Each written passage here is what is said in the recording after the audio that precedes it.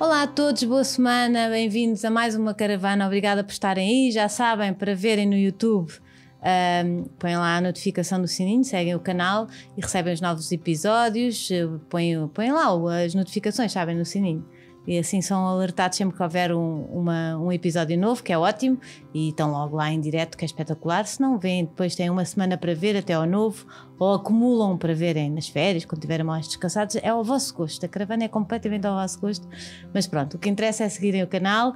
Se não quiserem ver aplicações de podcast, metem no telemóvel e ouvem no carro, em casa, em todo lado. Agora parece aquele da rádio, não é? Em todo lado. Mas pronto, sem mais demoras, vamos começar. A patronos, muito obrigada, é verdade. E sem mais demoras, vamos começar este episódio. Uma conta de Instagram que espreitos todos os dias. A minha. A tua. Essa é sempre é todos o trabalho, os dias, não é? Exatamente, não tem como, seja trabalho, seja lazer, a minha está lá sempre, portanto essa é diária. Mas e és muito dependente de redes sociais? És uma pessoa que está muito agarrada? Infelizmente mais do que gostaria, não tanto numa perspectiva de ver a vida e o trabalho dos outros, mas como é uma ferramenta forte do meu trabalho, sim, acaba por me ocupar mais tempo do que eu considero tudo sozinha? Saudável, sim.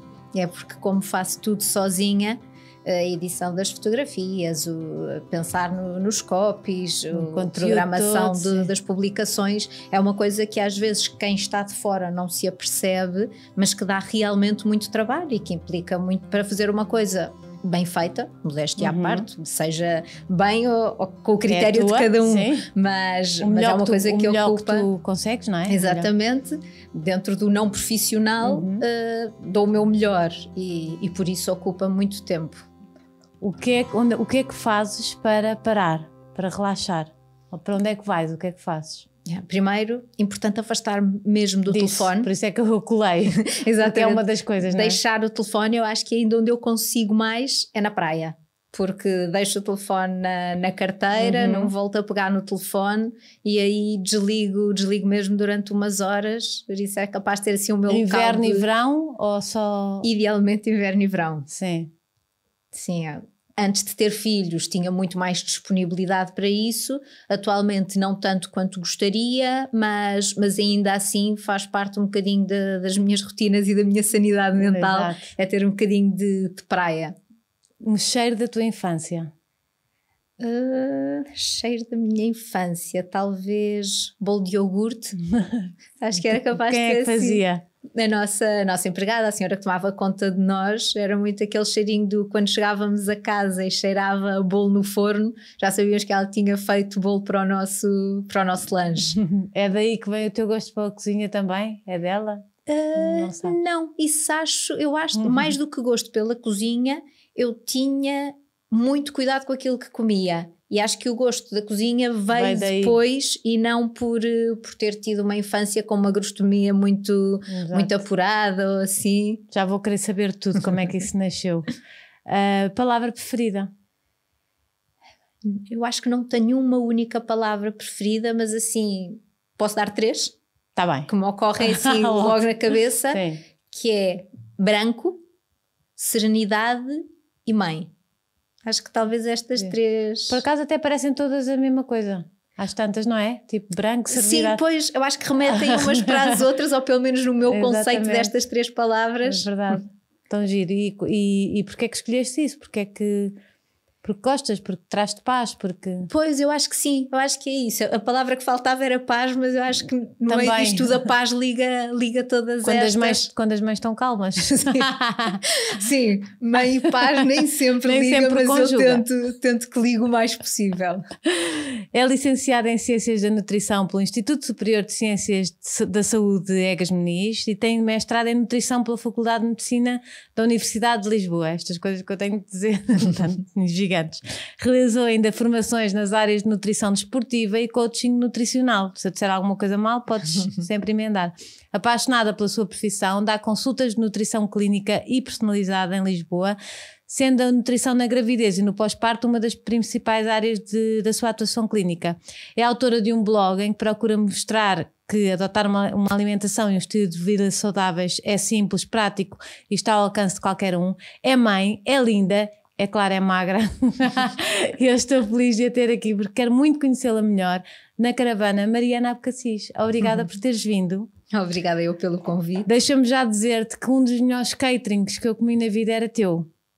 Ou foi feito com um chefe de cozinha num hotel. Assim em parceria, estou a dizer uma coisa certa? Sim. E era maravilhoso. Que bom. Foi mesmo muito bom. Bem, aí o mérito não é meu, porque eu ajudei nas ideias e no desenvolvimento, mas o mérito vai para o chefe. Umas grandes ideias. Como é que isso acontece?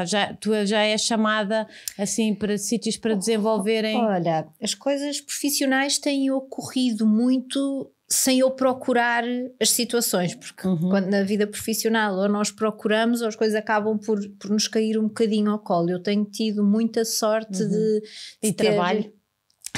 Sim, talvez também há algum mérito, porque acho que quando não somos bons naquilo que fazemos, a oportunidade pode surgir uma ou outra vez, mas depois é difícil dar continuidade e agarrar as oportunidades. Mas também tenho tido a sorte de ter tido a oportunidade de trabalhar não só em nutrição clínica, que é a minha maior área de atuação, mas também estar envolvida numa série de outros projetos que permite mostrar que a nutrição é muito mais do que uma consulta de nutrição e que pode estar presente numa mesa de hotel, numa mesa de restaurante, num supermercado, um bocadinho em tudo aquilo que fazemos e para mim é ótimo poder diversificar um bocadinho mais a minha profissão e chegar a mais pessoas de formas diferentes. Porque já não é só não é paciente. Sim, é paciente. Sei lá como é que se diz. Já não é só aí, no fundo, as marcas, não é? Supermercados, hotéis e não sei o quê, já estão a querer essa ideia também para eles, juntar. O que é ótimo, o que mostra que a alimentação ou a nutrição hoje em dia já não é uma forma de atingir um peso com que nos sentimos bem, já não é tão associada à estética. E já é muito associado à saúde e estilo de vida saudáveis. O que para mim, enquanto profissional, enche-me o coração por perceber isso, que ao longo dos meus anos de trabalho o conceito de nutrição tem vindo a evoluir muito e a chegar a cada vez mais pessoas de diferentes formas. Já Ele próprio já está mais saudável. Exatamente. Não está? Sim, já está um bocadinho mais saudável. Não é só ser-se magro ou ser-se, não é? Pois, é ou dietas de moda, é mesmo isso. É uma forma coisa de longa, estar na vida. Não é? Exatamente, é uma coisa longa para ficar e para mudar o nosso estilo de vida, não é? Sim, e as diferenças realmente adotarmos, e não é preciso ser fundamentalistas nem seguir dietas muito rígidas, mas às vezes melhorando determinados padrões na nossa alimentação e estilo de vida notamos uma diferença enorme. E não me refiro ao físico nem ao peso. Refiro-me eu vou-te pedir as dicas todas aqui, porque depois lá em casa vão dizer, não pediu dicas, não, vou pedir tudo, vou sair daqui com o máximo de informação possível. Mas queria voltar, desculpa, à vontade, ao bolo de iogurte. Sim. Então, como é que era essa Mariana do bolo de iogurte? Bem, era talvez uma Mariana diferente. Essa é uma excelente pergunta, porque hoje em dia, se calhar, se entrar numa casa com cheirinho a bolo, pensar é tão bom, mas se calhar o meu impulso não é ir comer o bolo ao lanche.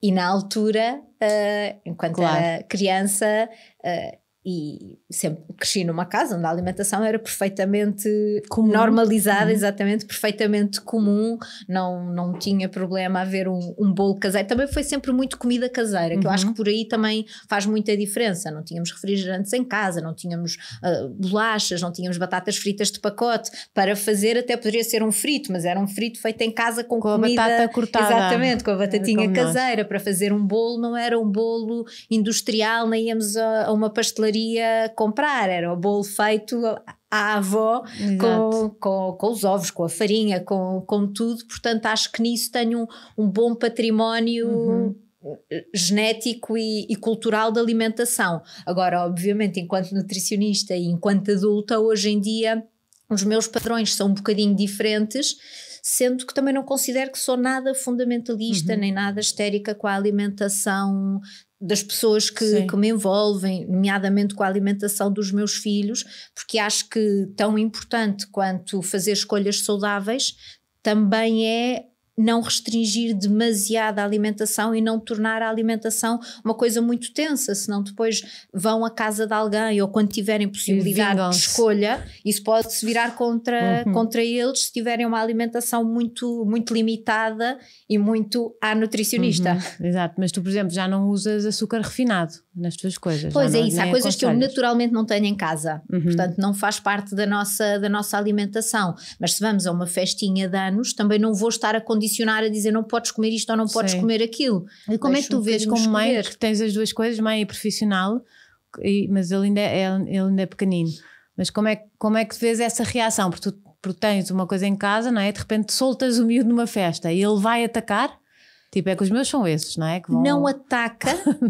E também já percebi que como eu ponho muito as coisas em tábua rasa, não categorizo um alimento nem como bom, nem como mau, nem este é permitido ou aquele é proibido. Portanto, o que eu vejo é que ele agora começa a ficar um bocadinho mais desperto para as guloseimas, mas eu também não faço isso nem ai que bom, nem ai que mau. Se vejo que ele, já vai no segundo pedacinho de bolo, mostro-lhe a fruta e digo, olha o que é que temos aqui. Então ele é louco por uvas e por tangerinas, portanto basta eu mostrar, olha o que é que temos aqui ou uma taça de uvas ou uma taça de tangerina, e ele larga o bolo para ir comer outra coisa que ele naturalmente também gosta. Portanto não tenho que lhe estar a dizer não podes, mas discretamente ponha à vista dele uma coisa que ele também gosta. Não sei se aos meus filhos a tacinha de uvas ganhava. Exato, pode não resultar sempre, mas até agora tem resultado com o meu. E as pessoas também te vão procurar, pais vão te procurar para mudar a alimentação dos seus filhos, da família em geral? Sim. É o que tu fazes hoje em dia? Depois da quarentena notei um boom enorme de procura por parte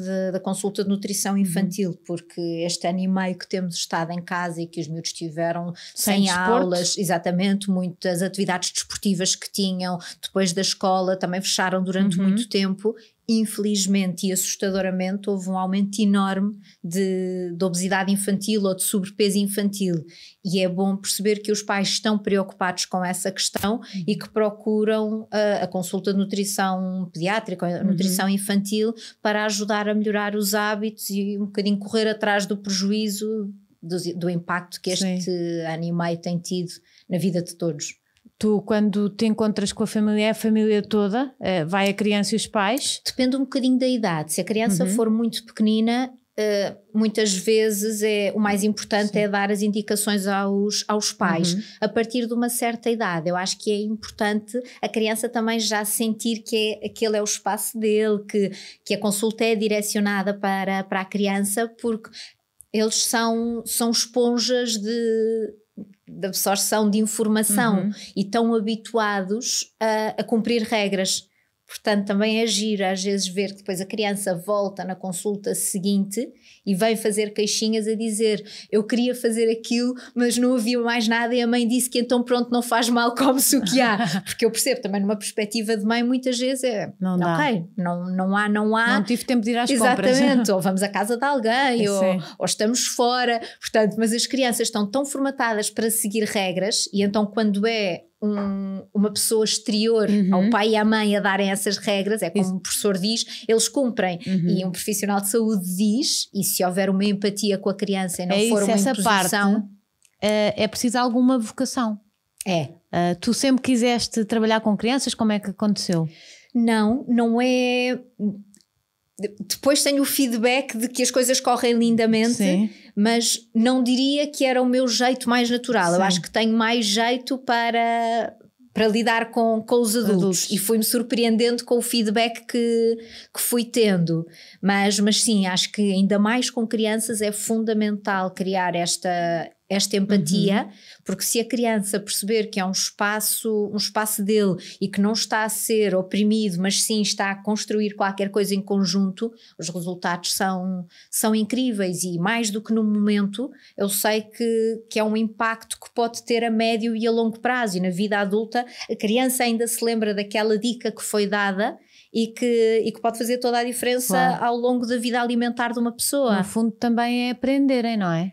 Sim. É uma formação que têm com comida que não existe, não é? Sim. Ou recebes isso dos pais?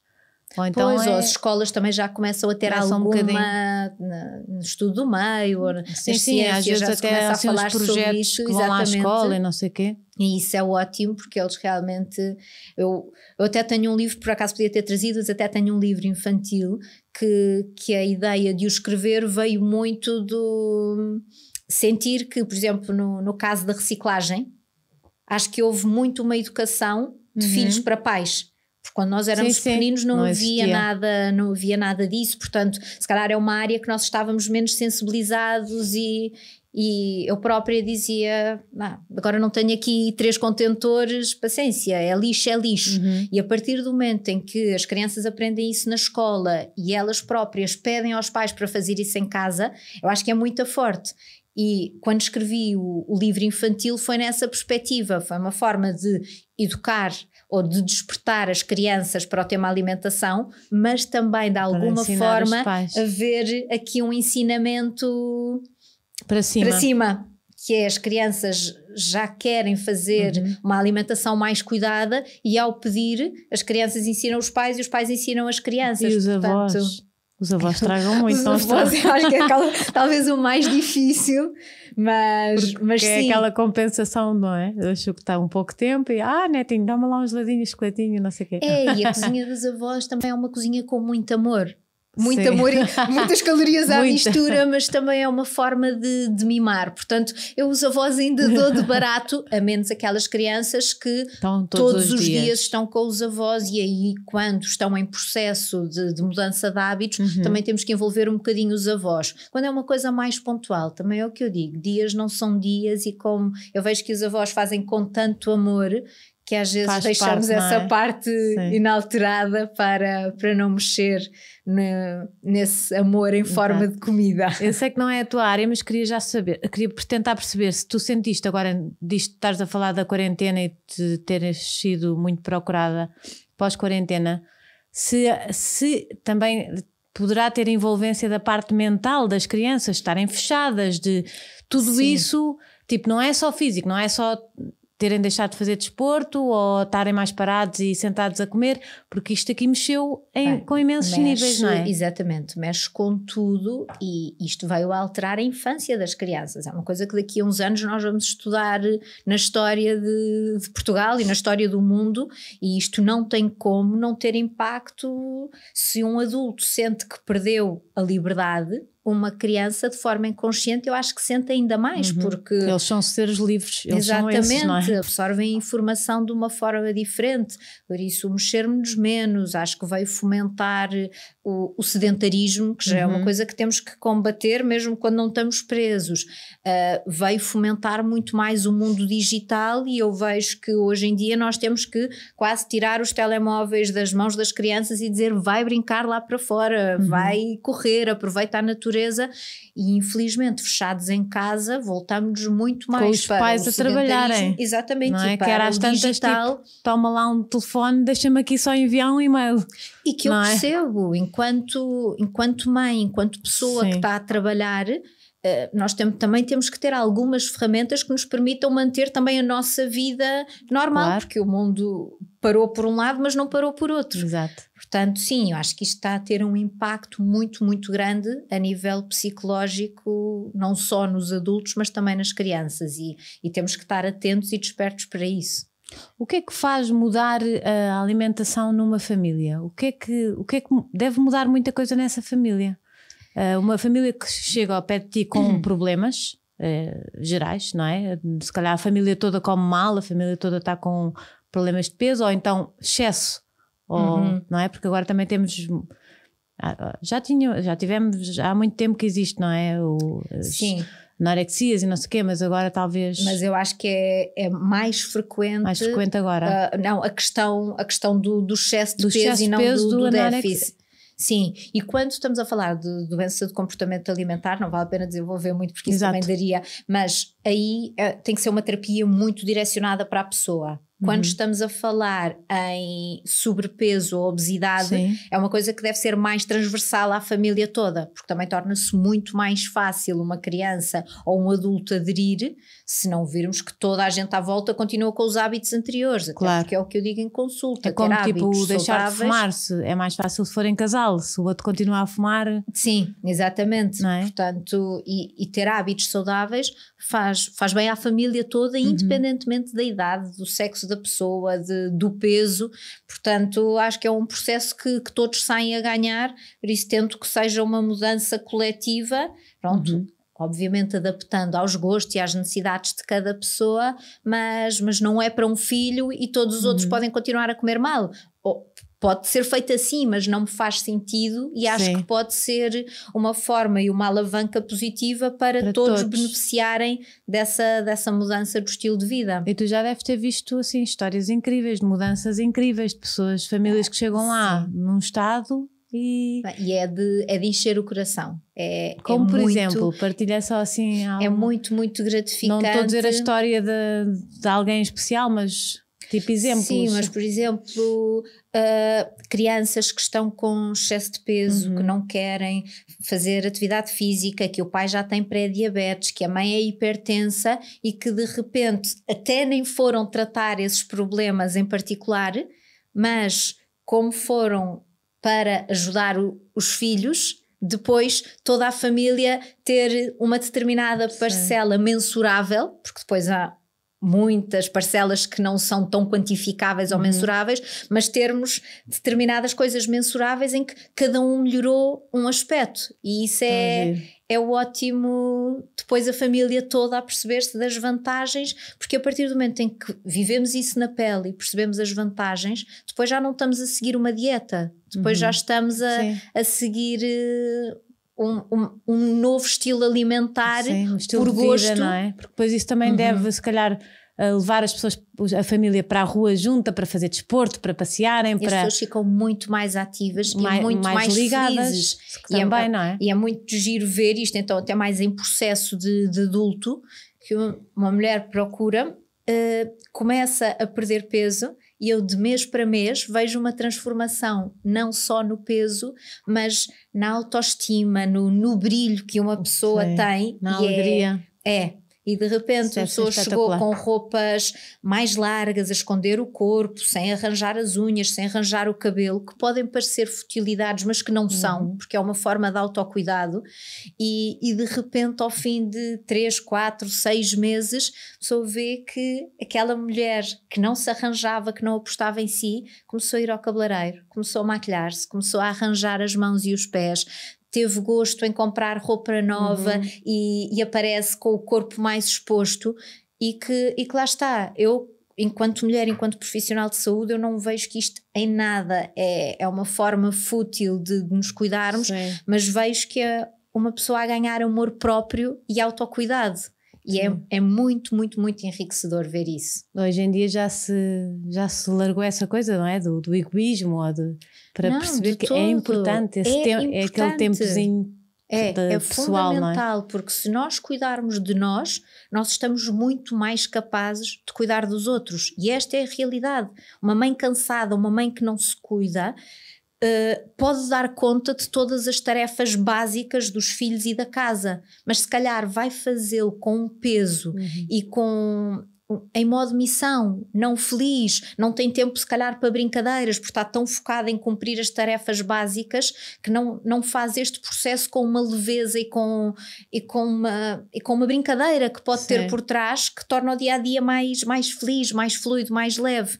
E uma mulher que, por outro lado, falo mulher como pode ser mulher como homem, mas como na consulta de nutrição ainda cai mais mulheres, e muitas vezes as mulheres também são as principais responsáveis pela organização da casa, porque temos a capacidade de cuidar de nós, dos filhos, até de saber as coisas do marido, e um homem não é que não tenha essa capacidade, mas faz as coisas se calhar mais lentamente ou mais... E se calhar também vou aqui fazer uma coisa, mas porque a mulher também, por causa de tudo isso que tem, acaba por abdicar também do seu exercício físico, do coisa, e também precisa de se calhar mais ajuda. E os homens são mais rápidos a perder peso, não é? O corpo do homem reage mais, acho eu. Tipo, sim. Em geral, em comparação muitas vezes é injusto. É injusto, não é?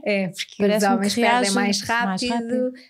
Podem continuar a comer mais e às vezes até fazem mais disparate e ainda assim o corpo responde melhor. É tão injusto. Portanto, nisto não é. Nós tivemos os filhos, carregámos 9 meses, engordámos aquilo tudo, sei lá, há muitas coisas que a mulher ainda. Sim, não sou nada pró-mulher nem contra, exatamente, nem contra não, mas isto o homem. É físico, não mas é? temos uma carga muito superior. Também há mulheres que não engordam uma grama, que eu odeio-as, mas não é? Que são impecáveis, mas no geral passamos por muitas coisas que nos fazem se calhar desligar um bocadinho de nós. Sim, e as gravidezes são momentos espetaculares da nossa vida, independentemente de gostarmos ou de não estar grávidos, depois o resultado é uma coisa espetacular, mas fisicamente é muito duro, fisicamente é mesmo, é barra pesada, não só a gravidez, com a gestão de todas as alterações do nosso corpo, alterações hormonais, tudo isso, como depois também a recuperação com um bebê pequenino nos braços, em que não temos tempo para mais nada, privação de sono, um aumento de apetite, alteração hormonal, do humor e ainda termos que ter a capacidade de recuperarmos, portanto não é fácil. É muito exigente, não é? É muito exigente, é muito bonito, isso, mas é muito exigente.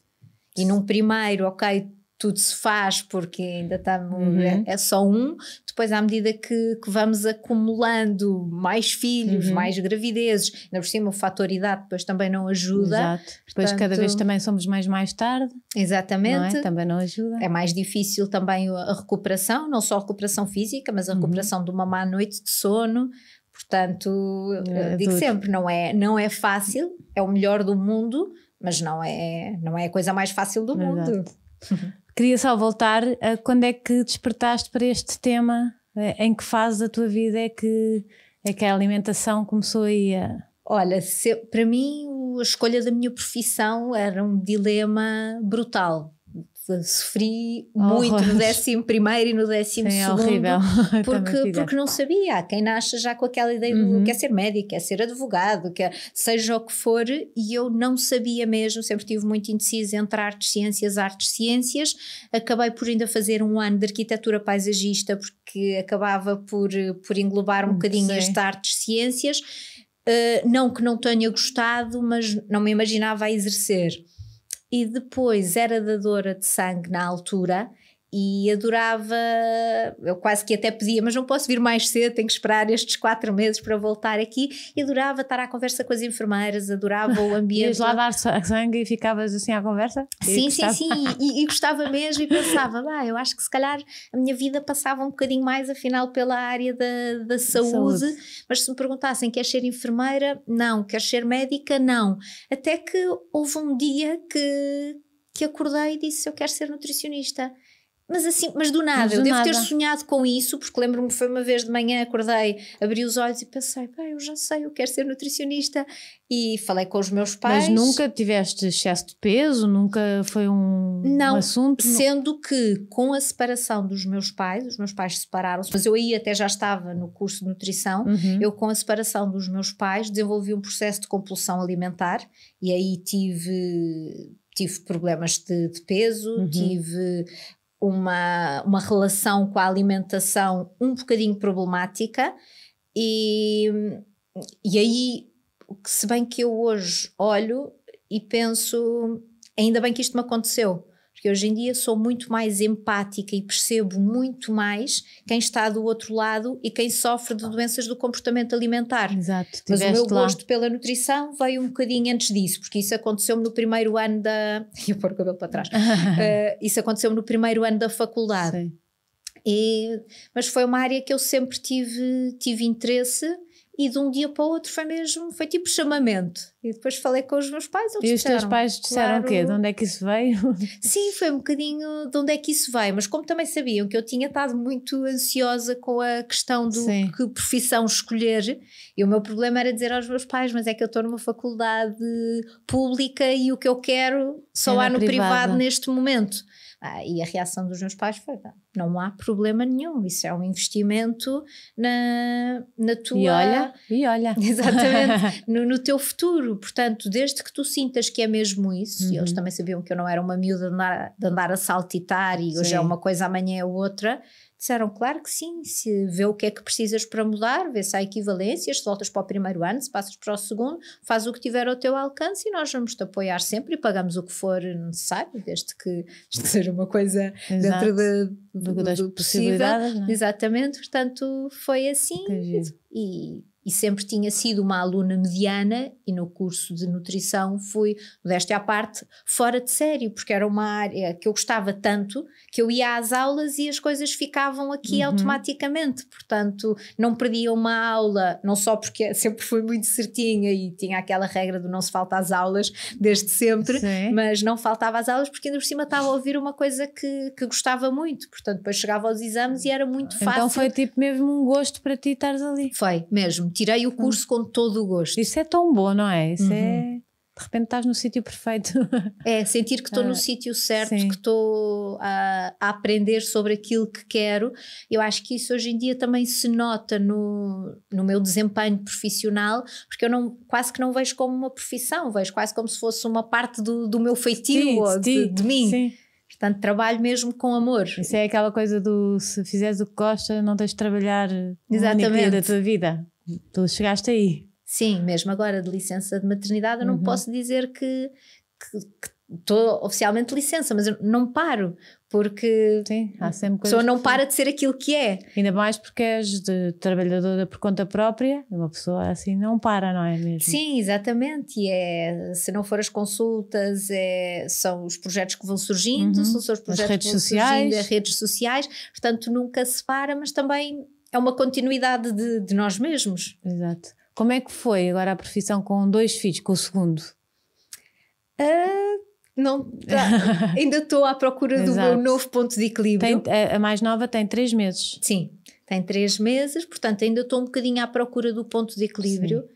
Tenho a sorte até agora de ter filhos que são crianças muito fáceis. Eu não consigo imaginar o que é que seria bebés ou que choram muito ou muito dependentes, sendo que eu também considero que os meus filhos são independentes porque eu também fomento muito essa independência. Sim. São bebés que não precisam de colo, são bebés que mesmo que estejam 2 horas acordados, aguentam-se bem 2 horas na espreguiçadeira a olhar para mim, eu vou conversando, vou trabalhando, portanto eu quase que não pego os meus filhos ao colo. É horrível por um lado dizer isto, mas é a minha forma também de estar. Estás a trabalhar. Exatamente, como trabalho muito, acabo por ser uma mãe menos carinhosa nesse sentido. Acho que tudo o resto não falta amor nem falta carinho, mas assim como eu não gosto de ter alguém sempre ao meu colo, ensino os meus filhos a não precisarem disso para se sentirem seguros. Sim. E tenho até agora 2 filhos muito independentes dentro do que um bebé de 2 anos e um bebé de 3 meses podem ser, e isso ajuda-me a manter a minha capacidade e a minha disponibilidade de trabalhar. Agora obviamente que tenho muito, muito menos tempo para mim do que tinha, claro. Mas também abro mão disso com amor e com uma aceitação que não me sinto presa. Sim. Agora tenho que organizar bem as coisas, senão... 2 filhos e 3 meses ainda é muito recente, não é? Mas até está a ser mais fácil do que eu pensava, é isso. Preparei-me para o embate para uma coisa pior, portanto até agora sinto bem, até agora não está assim tão mal. Gostou-me mais, mas para o terceiro já foi tranquilo, acho que depois a seguir... Pois, entramos no automático, eu acho que também vamos tornando mais descontraídas. Vamos os outros fazem também mais companhia, não é? Temos os outros filhos a andar pela casa e o bebê ouve barulho e... Sim, exatamente, o Lopo até já dá o biberon à Mia, portanto ver um bebê de 2 anos a dar o biberon, um bebê de 3, óbvio que tem que ir tanto com alguma atenção, mas vou tentando incutir todos ajudam cá em casa dentro daquilo que conseguem. Exato. Como é que tu cozinhas em tua casa? És tu que cozinhas? cozinho, sendo que também tenho uma senhora que toma conta dos bebés e que me ajuda também na cozinha, e que é uma grande ajuda. Mas tu tipo direcionas aquilo. Tenho um briefing inicial. Como é que é candidatar-se a esse emprego? Portanto, dei um briefing inicial do como é que eu gosto de fazer as coisas, a quantidade de sal, a quantidade de gordura que costumo usar, porque tenho que manter um bocadinho a minha identidade, tendo alguém a ajudar é muito bom, mas se de repente isso significasse ter a minha alimentação completamente alterada, eu também não ia ficar muito confortável com isso. Portanto, guio um bocadinho no sentido em que eu gosto que as coisas sejam feitas assim, dando a liberdade também para explorar as técnicas de cozinha que achar bem, mas ao não ter determinados ingredientes em casa, faz-se logo uma triagem enorme. Mesmo que quisesse usar determinado ingrediente, não há, portanto usa-se aquilo que há. E depois é explicar um bocadinho aquilo que eu gosto e a forma como eu gosto de fazer as coisas, e as coisas têm corrido muito bem.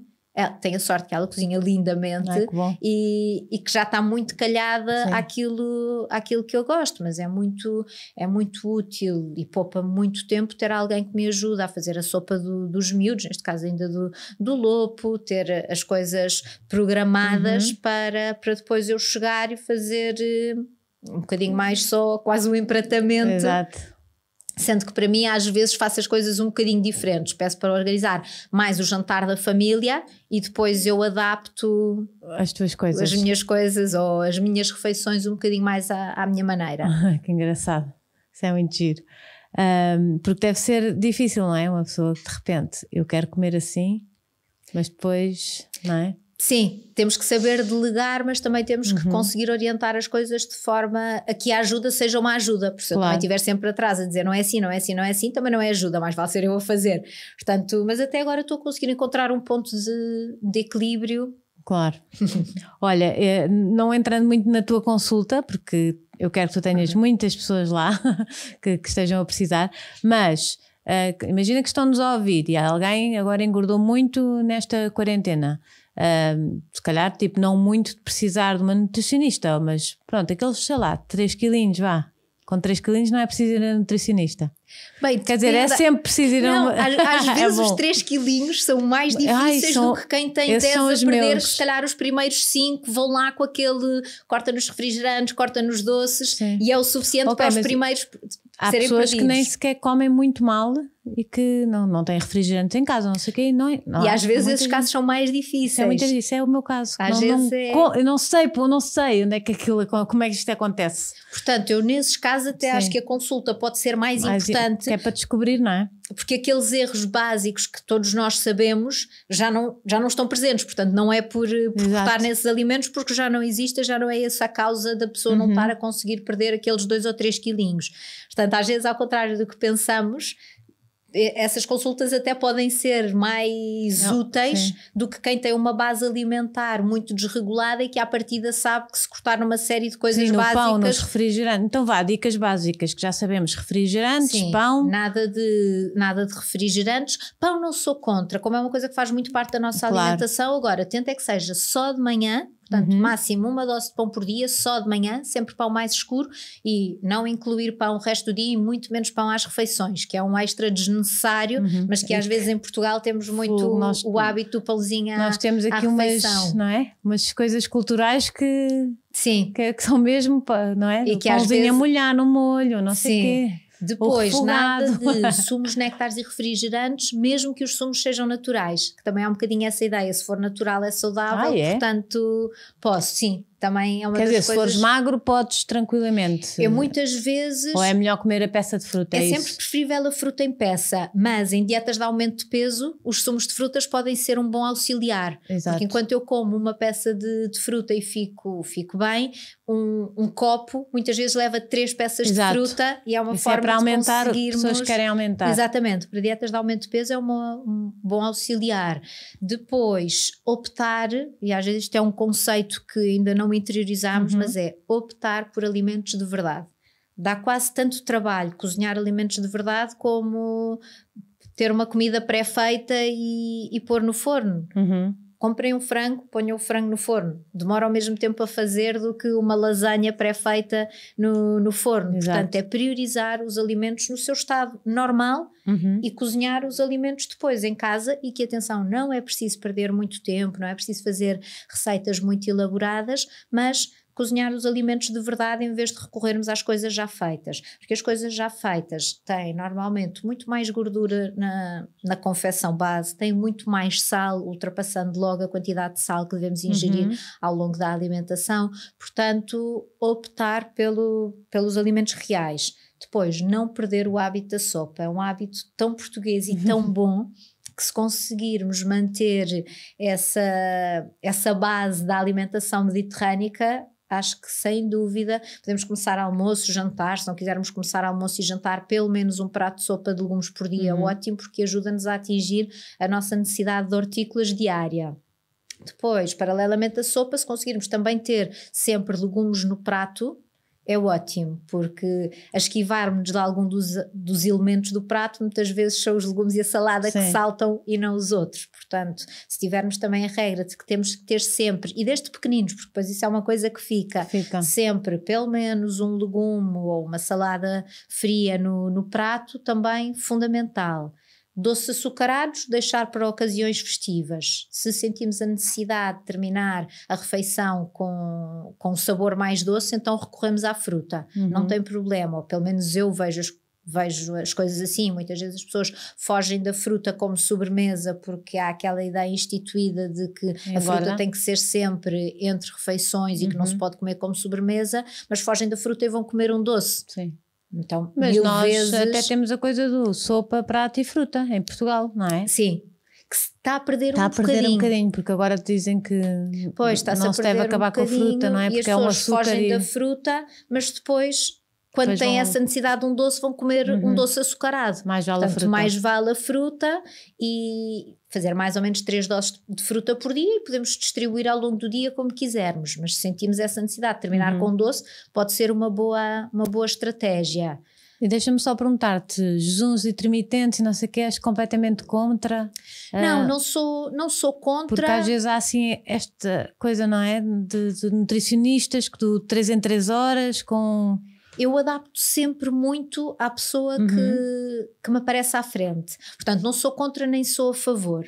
Se a pessoa quiser experimentar ou já tiver... Exatamente. Já vier assim com isso. Já tiver essa base de jejum, adapto, e acho que é tão válido quanto a pessoa comer de 3 em 3 horas. Acho que às vezes pessoas que me aparecem fazer jejuns e o corpo está completamente estagnado e pode ser benéfico para a pessoa comer mais vezes ao longo do dia, assim como há pessoas que comem várias vezes ao longo do dia e que pode ser benéfico passar por uma fase de jejum. Portanto, não sigo uma linha rígida, tem que ser aquilo de acordo com a pessoa. Para mim, o importante é a pessoa estar genuinamente adaptada àquilo que está a fazer, porque eu posso estar a tentar fazer um jejum porque agora está super na moda, mas eu vejo que a pessoa está a passar fome, está super ansiosa, está triste, não está bem nem física nem psicologicamente, então se calhar o caminho dessa pessoa não é o jejum, mas vale tentar uma coisa que lhe permita uma serenidade alimentar que depois seja viável a médio e a longo prazo. Por outro lado, se a pessoa está super bem adaptada, refere que se sente com muito mais energia, está ok, desde que o período depois em que come seja com qualidade. Seja feita com escolhas alimentares saudáveis, porque enquanto nutricionista nada me serve que a pessoa me diga eu consigo fazer 16 ou 17 horas de jejum se depois comer mal no período de tempo, nas 8 ou nas 7 horas que está a comer. Portanto, cai por terra qualquer benefício que o jejum pudesse ter. Isso eu defendo mesmo que devemos fazer escolhas saudáveis e escolhas adaptadas que tenham em conta o nosso bem-estar físico e o nosso bem-estar psicológico, porque depois muitas vezes o peso saudável vem por acréscimo natural. Sim, é uma coisa a médio prazo, não é? Acaba por chegar. Sim, mas é encarar como uma mudança a médio e a longo prazo. Dietas relâmpago podem ser muito entusiasmantes numa fase inicial, mas o facto é que geralmente não nos ensinam a comer e tem o tempo contado, porque nós estamos na nossa cabeça também a fazer quase uma determinada alimentação corrida, para aquele objetivo, para chegar à meta. E depois chegamos à meta e parece que podemos voltar aos hábitos anteriores, mas é perceber que se os hábitos anteriores nos estavam a levar ou problemas de saúde, ou um peso menos saudável, ou o que seja, então se calhar temos é que resolver o problema de base e não pôr um penso rápido e fazer uma dieta relâmpago para depois voltar àquilo que tínhamos, que era o que estava errado. Exato. Obrigada, adorei ter-te cá. Trouxeste-me alguma coisa? Trouxe. Eu acho que podíamos ficar aqui muito mais tempo à conversa, não é? Trouxe-te o meu livro mais recente. Esta minha pergunta é tipo, trouxeste-me alguma coisa? É tão horrível, não é? Mas é que isto é combinado. E é o livro dela. Tão giro, porque eu estava a dizer que tens coisas da Madalena Abcacis, não é? Sim, elas muitas vezes baralham-nos, mesmo quando ela cheguei agora ao hospital para ter a segunda filha, a médica achava que eu era ela. A sério? Tive que explicar, não, estamos as duas grávidas, mas eu sou a Mariana, ela é a Madalena. Mas é que são parecidas, é mesmo engraçado. E agora aqui na capa também me estás mesmo parecida. ou ela está contigo, não sei quem é mais velha. Ela.